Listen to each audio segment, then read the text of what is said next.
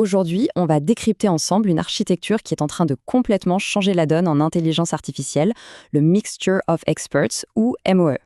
L'idée, créer des modèles absolument gigantesques, mais qui restent économiques et rapides. Comment c'est possible? C'est ce qu'on va voir tout de suite. Mais avant de sauter sur la solution, il faut bien comprendre le problème. Parce que dans cette course folle à la performance, l'IA se heurte à un mur un peu invisible, un défi dont on ne parle pas si souvent. Et voilà ce mur. Pour rendre un modèle plus intelligent, la recette a longtemps été simple. On l'agrandit. Sauf que plus il est grand, plus il dévore de ressources, plus il est lent et plus son entraînement coûte une véritable fortune. Bref, on est dans un cercle vicieux. Ce grand défi porte un nom en fait, c'est le dilemme de la mise à l'échelle. Pour le dire simplement, comment continuer à grandir sans que les coûts, eux, n'explosent. Et ce n'est pas une simple impression, c'est un fait. Cette citation du papier de recherche de DeepSeek V2, elle résume tout parfaitement. Plus de paramètres, c'est plus d'intelligence. Mais c'est aussi beaucoup plus de calcul. C'est un compromis qui, aujourd'hui, atteint clairement ses limites. Le papier de Jeshar, un autre projet vraiment fondamental dans le domaine, met un nom technique là-dessus. Le goulot d'étranglement de capacité. C'est facile à imaginer. Pensez à un seul employé qui doit gérer 100 projets en même temps. Il va s'épuiser et ne pourra exceller dans aucun d'entre eux. Eh bien, pour un modèle d'IA, c'est exactement la même chose. Alors, comment on se sort de cette impasse? La réponse se trouve dans une architecture qui est à la fois radicalement différente et franchement incroyablement élégante, le Mixture of Experts. Alors, qu'est-ce que c'est, un MOE? C'est simple. Au lieu d'avoir un seul et unique cerveau géant qui fait absolument tout, on a une équipe de spécialistes. Un peu comme une équipe de médecins. Au lieu d'un seul généraliste qui doit tout savoir, on a un cardiologue, un neurologue, un dermatologue. Chaque expert a son domaine et on ne va consulter que celui dont on a besoin. Et le processus derrière, il est à la fois simple et brillant. Quand une information arrive, ce qu'on appelle un token, elle n'est pas envoyée à tout le modèle, non. D'abord, un routeur l'examine et il décide « Pour cette tâche précise, j'ai besoin de l'expert numéro 3 et de l'expert numéro 12. » Et hop, seuls ces deux experts s'activent. Tous les autres, ils restent en veille. C'est là que réside tout le secret de son efficacité. Bon, allons un peu plus loin dans la mécanique. La pièce maîtresse de tout ce système, c'est bien sûr ce fameux routeur. Comment est-ce qu'il fait son choix, au juste? Et ce qui est assez fou, c'est que l'idée de base, elle ne date pas d'hier. Ce diagramme, il vient d'un article de 1993. Il montre une approche hiérarchique, un peu comme un arbre de décision. Un premier routeur envoie vers une grande branche, puis un deuxième routeur affine le choix, jusqu'à arriver à l'expert le plus pertinent. C'était la genèse du concept. Aujourd'hui, bien sûr, la méthode a évolué. On utilise une technique beaucoup plus flexible qu'on appelle le routage top-K. Le routeur va calculer un score de pertinence pour chaque expert par rapport à la tâche demandée. Ensuite, il sélectionne les cas meilleurs, donc ceux avec le score le plus élevé. Ce cas est souvent tout petit, genre 1 ou 2. Ça permet au modèle de choisir de façon dynamique la meilleure petite équipe de spécialistes pour chaque micro-tâche. Mais bien sûr, ce ne serait pas drôle si c'était si simple. Cette architecture, elle amène son propre lot de défis. Et le principal, c'est de s'assurer que le travail est bien réparti entre tous les experts.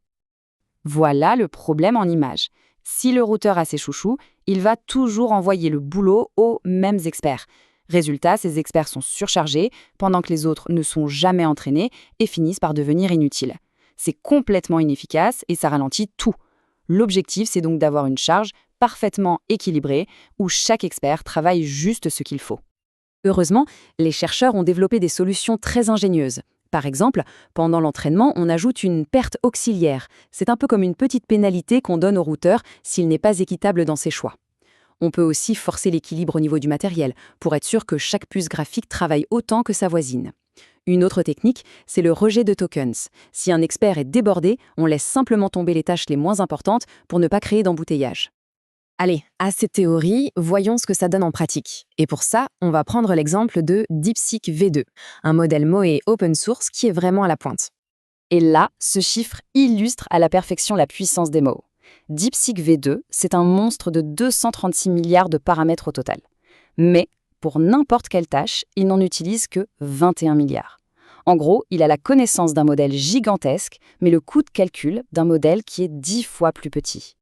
Grâce à une autre innovation, il arrive à réduire ce qu'on appelle le cache KIV de 93,3%. Pour faire très simple, le cache KIV, c'est la mémoire à court terme de l'IA. C'est vital pour qu'elle se souvienne du contexte d'une conversation, mais c'est aussi très, très gourmand en ressources. Réduire ça, c'est donc une optimisation absolument massive. Et le résultat direct de toute cette efficacité? Le débit de génération maximale, c'est-à-dire sa vitesse de réponse, est multiplié par plus de 5. C'est beaucoup, beaucoup plus rapide. Ok, c'est bien d'être efficace, mais qu'en est-il des performances? Regardons ce tableau. Sur le benchmark MMLU, qui mesure la compréhension générale d'un modèle, DeepSeek V2 obtient un score de 78,5. C'est quasiment identique au score de Llama 3 60B, qui est un modèle dense, donc classique, très puissant. Sauf que le point crucial, il est là. DeepSeek V2 atteint ce résultat en activant seulement 21 milliards de paramètres, contre 70 milliards pour Llama 3. C'est moins d'un tiers des calculs pour un résultat comparable. C'est juste énorme. Alors, qu'est-ce que tout ça signifie pour le futur de l'intelligence artificielle? On est en train de toucher à quelque chose de vraiment fondamental. Une recherche très récente a même révélé quelque chose de fascinant. Tous les experts ne se valent pas. Il existerait une toute petite minorité, moins de 0,5% d'entre eux, qu'on a baptisé les super-experts. Et le truc incroyable, c'est que si on les supprime, la capacité de raisonnement du modèle s'effondre complètement. Ça suggère qu'une forme de spécialisation encore plus profonde et plus critique est en train d'émerger au sein même de ces architectures. Et ça nous amène à la question finale. En apprenant à être efficace, à ne mobiliser que les ressources strictement nécessaires, l'IA ne fait pas que des économies. Elle est peut-être en train d'imiter une forme d'intelligence plus organique, plus spécialisée. Si cette voie se confirme, alors les possibilités qui s'ouvrent à nous sont vertigineuses. C'est une question qui pourrait bien redessiner les limites de tout ce qu'on pensait possible.